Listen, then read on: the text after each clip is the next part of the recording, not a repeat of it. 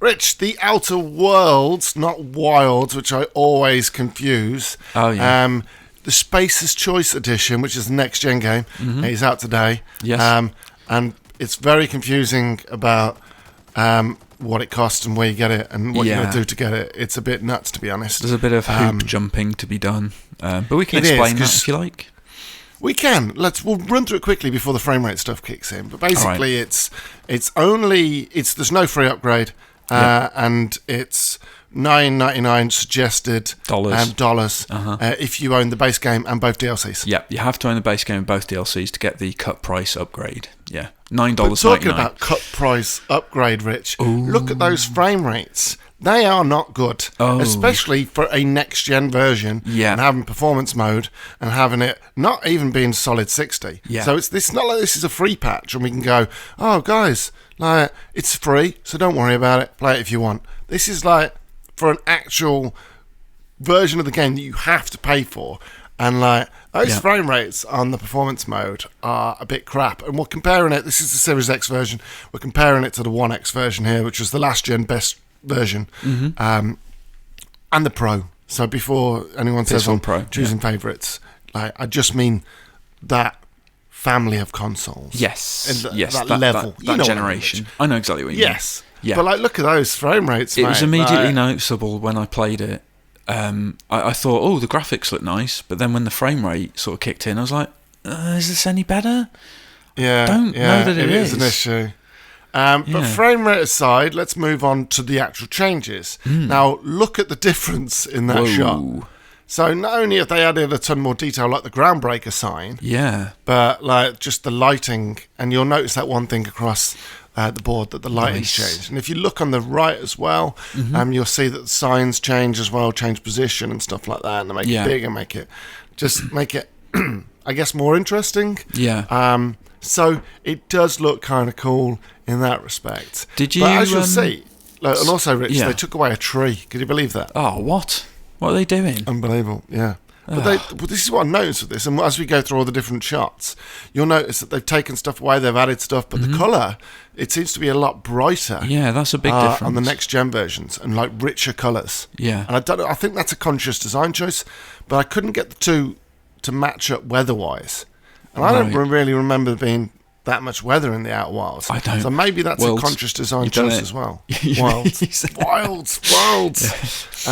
But yeah, look at you can just the environment as well. I think they've tried to make it look a little bit more colourful. I like it. I do dig that. Well, I mean, that's where your $9.99 is going, I suppose. Exactly. And look at that shot. This shot on the next gen looks far more alive. And in terms of differences between cinematic and performance, fairly sure cinematic has ray tracing. Yeah. Just because if you look at the shadows, they differ from, like, so if you look at the guy on the right now leaning against the thing, as it goes from cinematic to performance, you'll see different lighting. So it's not the same, but like better frame rate, different resolutions. Well, what I and the audience want to know is what's the Dan Webb choice? What are you playing in, cinematic or performance? 100%. Yeah. Okay. Yeah. All right. But I look at the eyes, how much they shine in the next gen version. But there's something to be said about the last gen lighting. Yeah. I actually think I prefer the lighting. This is the it's same more spot. natural. Yeah. Yeah. And again, this looks kind of more natural when it comes to lighting, but that just looks a lot more colourful. But like, look at the back, like the volcanoes now erupting in the next gen version, and the pipes on the factory, they're plumes of smoke. So, and I'm not sure whether this is because of where we are, because my last gen version is like at the end of the game, 100%, and your next gen is not. No. So I don't know whether that has anything to do with it. I wouldn't have thought so. I don't think so. No. But like, this is a good shot. Now you'll see that this is the last gen. But look at the detail they add into the environment. That's really cool. But all right, is it worth... what's his name? Ludwig. Yeah, and he keeps walking past. So ignorant. But is it worth the entry price for it? I don't know, because there's something to be said about, like, it's a lot more colourful now. Tricky. Sure, in the next gen version, but there's a lot to be said about the last gen version, how good it looks. Yeah. So, I mean, you know if what, you haven't played it, sure. Yeah, I think I was going to say it's a no-brainer if you haven't played it. Go for the Spacer's Choice Edition, and Look also at the rocks as well and how they change, Rich. It's a new achievement and trophy list as well. So if you did fancy going back through it again, it's a good excuse. But in terms of actual changes, though, in terms of gameplay changes, there are none, right? Well, they said the subtle changes to gunplay and stuff like that, and I think they are very subtle. I didn't really notice anything. Yeah. Like as you can see here, Rich, like barely much of a difference. Like the colour, obviously, changes. It's not as clear though. Prefer the last gen colour. Yeah, I was about to say you can't see what it says as well.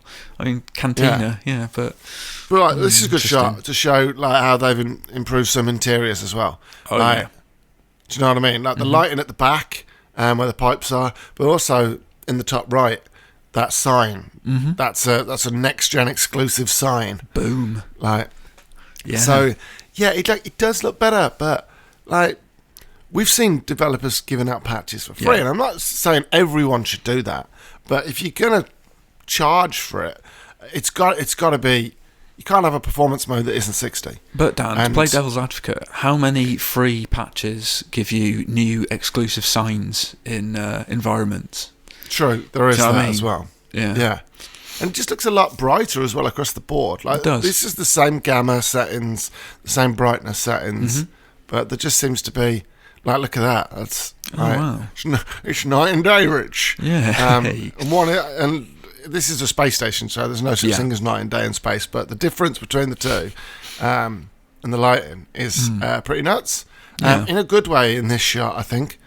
You get to see a little bit more detail as opposed to it being under the shroud of like darkness. But like this is the one. Now, look, this is the difference between cinematic and it looks great. But look down on the ground between performance and cinematic, you'll see that cinematic has more detail in the environment. Yeah. So just by that plane wing in the bottom left-ish, you see the little bit of extra detail in cinematic. Yeah. And when performance kicks in, it goes.